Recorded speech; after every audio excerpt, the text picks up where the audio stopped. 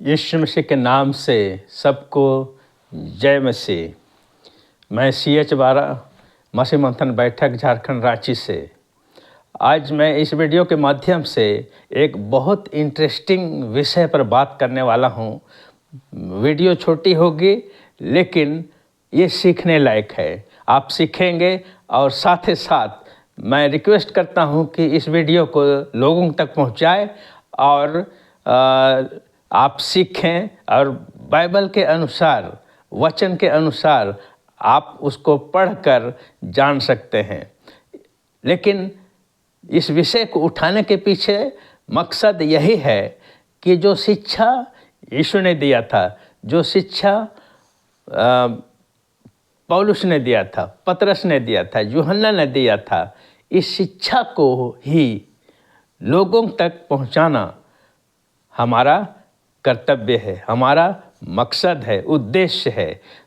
तो आज एक वचन को उठा करके लोग गलत डॉक्ट्रिन बना देते हैं और जिसके वजह से जो बाइबल नहीं पढ़ते हैं उन लोगों को काफ़ी कन्फ्यूजन हो जाता है और लोग मान लेते हैं कि हाँ यही सही है, यही सही है।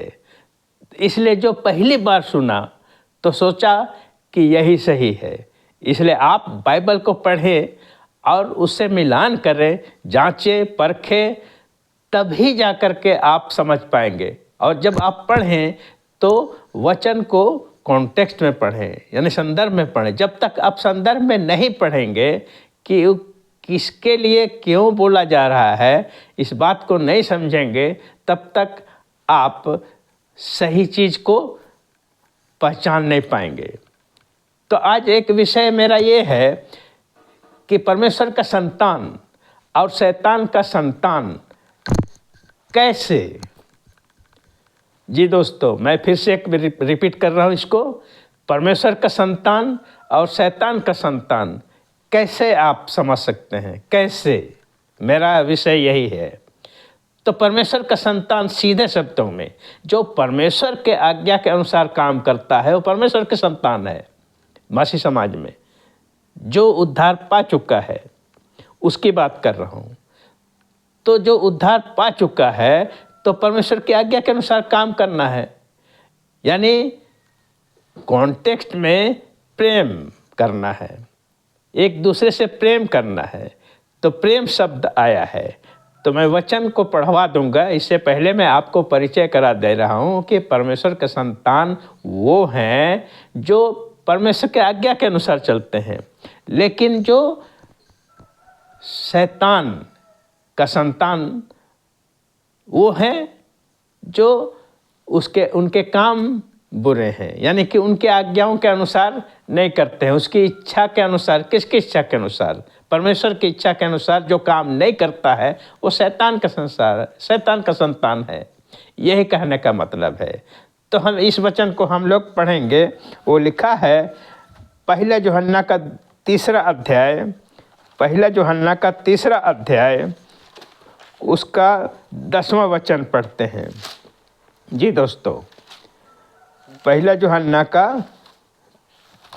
3 अध्याय और उसका 10वां वचन।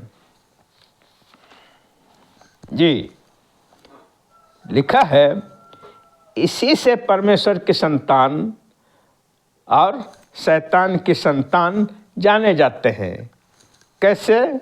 जो कोई धर्म के काम नहीं करता वह परमेश्वर से नहीं, मतलब जो कोई धर्म के काम नहीं करता, यानी उसकी इच्छा के अनुसार काम नहीं करता, तो उसका संतान हो ही नहीं सकता, यानी परमेश्वर का संतान नहीं। तो किसका संतान है? शैतान के संतान है, सीधे शब्दों में। और न वह जो अपने भाई से प्रेम रखता, यानी अपने भाई से जो प्रेम नहीं रखता है, यानी जो शिक्षा जानना चाहिए, जो शिक्षा को मालूम करना चाहिए कि मसीह यीशु का शिक्षा क्या था, और उसी को उनके चेलों ने, 12 चेलों ने और भी 120 चेलों ने उसकी शिक्षा को हम तक पहुंचाया। तो जो पहुंचाया वो परमेश्वर का जन है, यानी प्रेम करता है हमसे, तभी तो वो शिक्षा हम तक पहुंचाए, हमको एजुकेट किया, ये बाइबल को हम तक पहुंचाए।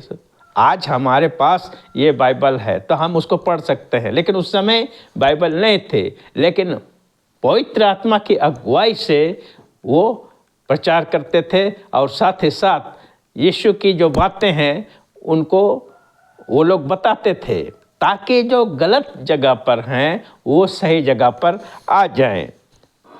तो आपने इसको सुन लिए हैं। इसी से परमेश्वर के संतान और शैतान के संतान जाने जाते हैं। जो कोई धर्म के काम नहीं करता वो परमेश्वर से नहीं, और ना वह जो अपने भाई से प्रेम रखता है। तो यहाँ पर कॉन्टेक्स्ट क्या है? प्रेम है। अब इसको उठाकर लोग कहेंगे कि शैतान का संतान कौन है? जो लूसीफर से जन्मा है। तो ये आत्मिक बातें हैं। अब लोग इसको बायोलॉजिकल रूप ले लेते हैं, बायोलॉजिकल रूप के रूप में लोग उसको प्रचार करते हैं। तो ये गलत शिक्षा वाले लोग इसको उठा करके अपना डॉक्ट्रिन बना लेते हैं। तो ऐसा यहाँ आत्मिक बातें सीधे शब्दों में, और इसी का हम लोग 12वें वचन में हम लोग पढ़ सकते हैं। 12 वचन में यह है कि और कैन के समान ना बने जो उस दुष्ट से था। अब इसको उठाते हैं, कैन के समान ना बने जो उस दुष्ट से था। कैसे? जिसने अपने भाई को घात किया। और उसे किस कारण घात किया? इस कारण कि उसके काम बुरे थे। अब यहाँ उसका काम बुरा था, इसलिए उसका संतान था। आप 10वें वचन में सुन चुके हैं कि जो परमेश्वर का काम नहीं करता या अपने भाई से प्रेम नहीं रखता तो वो परमेश्वर का संतान नहीं हो सकता है। वो किसका संतान कहलाएगा? निश्चित रूप से शैतान का।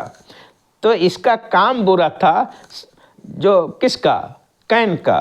तो कैन का काम बुरा था, इसीलिए वो यहाँ पर लिखा हुआ है, जॉन लिखता है कि कैन के समान ना बने।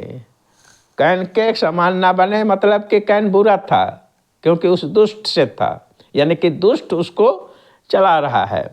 तो आज हमको कौन चला रहा है? पवित्र आत्मा चला रहा है। तो पवित्र आत्मा चला रहा है तो हम उसकी अगुवाई में चलेंगे, मसीह यीशु की शिक्षा को लेकर के चलेंगे, ताकि लोग जो गलत शिक्षा पर है उसको बचा सकते। अब यहीं पर आप उत्पत्ति से आप क्लियर हो सकते हैं। उत्पत्ति का पुस्तक उसका 4 अध्याय उसका पहले वचन से आप क्लियर हो सकते हैं। आप स्पष्ट रूप से लिखा हुआ है, जब आदम अपनी पत्नी हव्वा के पास गया तब उसने गर्भवती होकर के कैन को जन्म दिया और कहा, हव्वा क्या कहा? मैंने यहोवा की सहायता से एक पुरुष पाया है। किसकी सहायता से? यहोवा की सहायता से। यह हव्वा का कहना है। और यहाँ लिखा है कि जब आदम अपनी पत्नी हव्वा के पास गया, तो जब यहाँ पर लिखा हुआ है कि आदम अपनी पत्नी हव्वा के पास गया, तो इसको हम लोग कैसे बोल सकते हैं कि लोगों का कहना है बायोलॉजिकल रूप से कैन जो है शैतान का संतान था। उन लोगों का जो कहना है, किसकी?